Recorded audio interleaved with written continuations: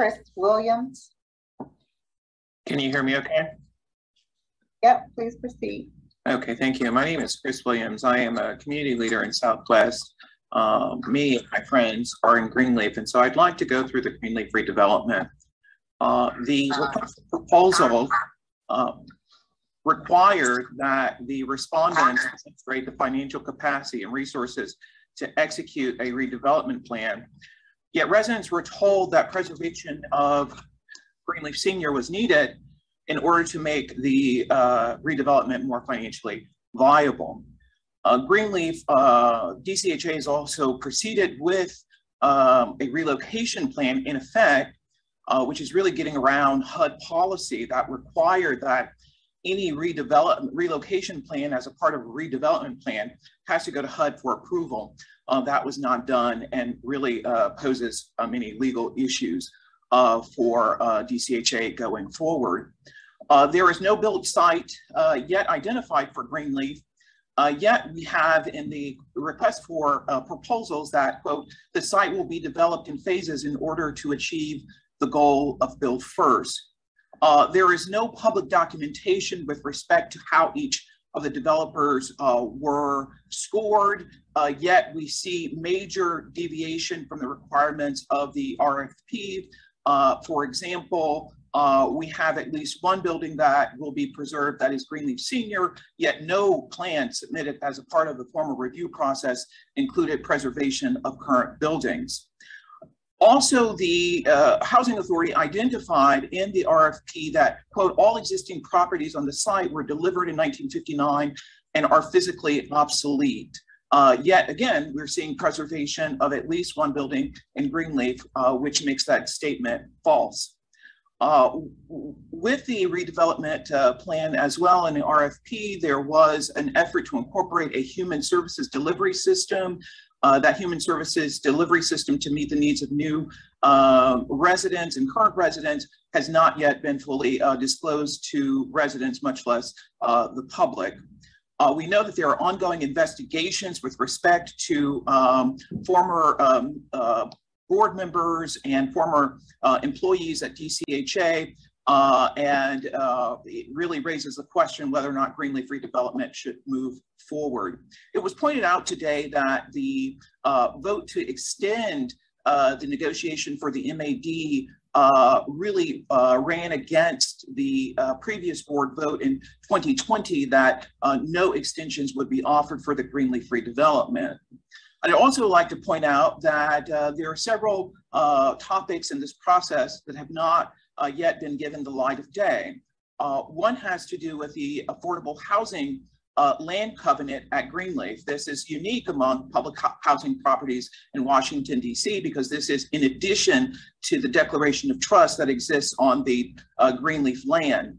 I'd also like to point out that the comprehensive plan is not really discussed at all with respect to Greenleaf redevelopment. It really calls for a build first strategy.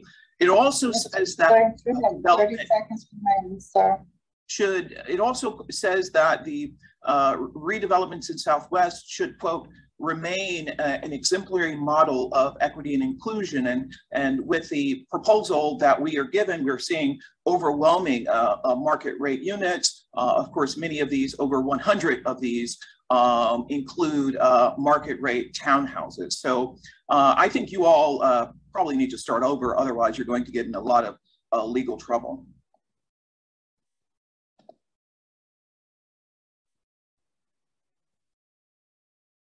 Thank you for your comments. Could someone address that issue about the affordable covenant? Is that an existing covenant on the land? We'd have to review it. Correct. Look it up for yourself. Is that an existing covenant that you're? It is. It is a part of the deed for the land. You can look it up for yourself in the city's records. It's free online, accessible to the public. I'd love to get some line of sight into that from the agency as to whether that's something we are A, aware of, and B, has any impact on what we can and can't do with the property, specifically around the now disclosed sale element.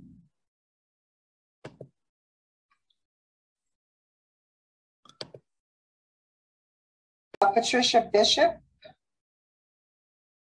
Good afternoon, everyone. My name is Patricia Bishop. I'm resident council president of Greenleaf Midrise and also a member of the DRAG Advisory Board.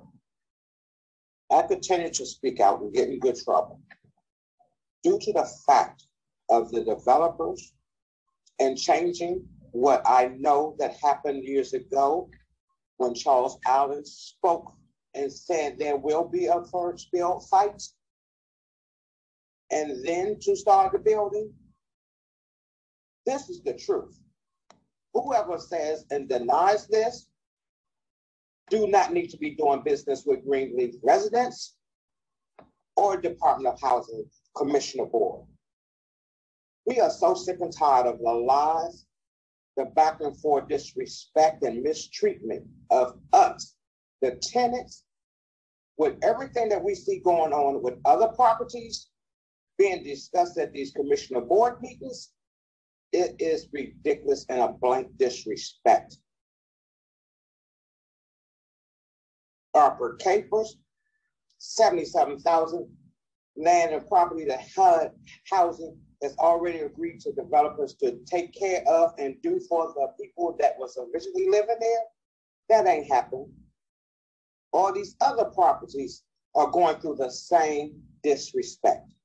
It's time for everybody to take a second look and realize this and stop this before this situation results in more homeless people living in tents because someone wants to go by what another city, Washington, D.C. is the nation's capital of cities. This has been going on for too many years, over and over. It's time to get into good trouble and stop all this immediately. No more of this. It cannot keep happening to seniors, young adults, children, that if y'all want us to continue to respect you and look up to you for a job well done, we are telling y'all that these jobs are not well done. And we just ask that you do what's right by us. And thank you.